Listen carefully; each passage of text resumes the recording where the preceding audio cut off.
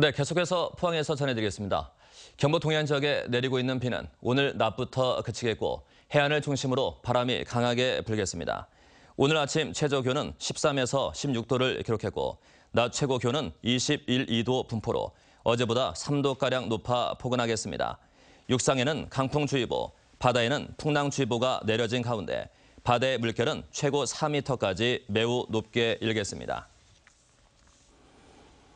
택배 회사와 대리점의 이중 구조 속에서 수수료 문제 등으로 열악한 택배기사들의 딱한 처지를 전해드렸는데요.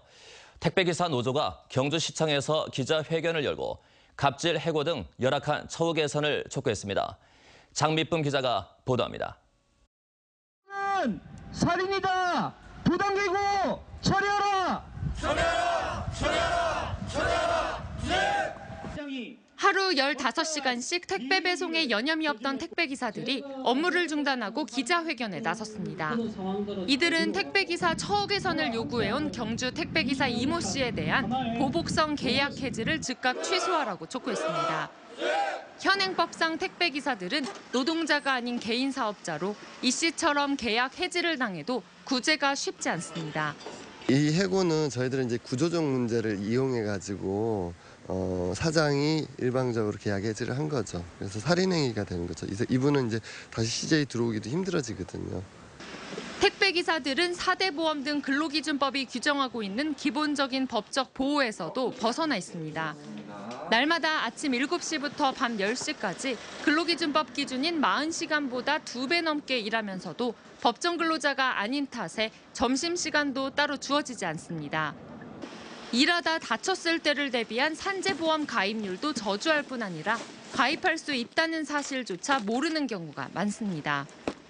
자기가 다리를 다쳤음에도 불구하고 산재보험을 적용받을 수 있다는 사실을 몰라서 그 치료비라든지 재반 비용을 모두 본인이 부담하는 그러한 사례도 있었습니다. 제대로 된 계약서 없이 주먹구구식으로 일하는가 하면 원인을 알 수 없는 물건 파손이나 분실도 대부분 배송기사가 책임져야 합니다. 택배 기사들의 삶은 갈수록 고단해지는 데 반해 택배 회사의 매출은 최근 5년 동안 94% 급증할 만큼 크게 성장했습니다. 택배 회사는 택배기사 근무 환경이 열악한 곳이 많다는 사실을 인정하면서도 문제 해결을 위해 택배법 제정과 규제 개선 등을 건의하고 있지만 실현되지 못하고 있다며 소극적인 입장을 내놨습니다. 근로자로서의 기본권을 인정받지 못한 채 사각지대에 놓여 있는 택배 기사들을 위한 대책 마련이 시급합니다. MBC 뉴스 장미쁨입니다. 우리나라 연안에서 자취를 감춘 명태가 어제 오전 10시쯤 울진군 기성면 앞바다에서 산채로 대구자망에 잡혔습니다.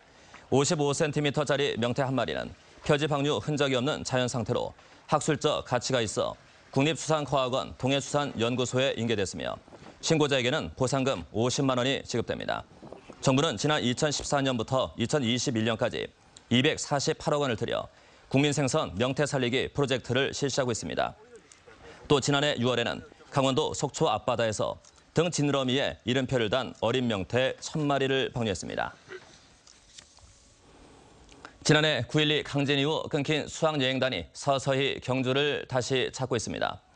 경주시는 최근 부산 해동중학교와 중앙중학교 학생 300여 명이 찾는 등 다음 달까지 전국 학교 20곳에서 경주로 수학여행을 올 예정이라고 밝혔습니다.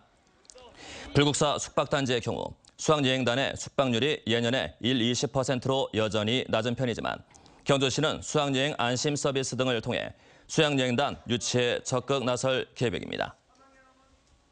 네, 이상으로 MBC 뉴스를 마칩니다. 감사합니다.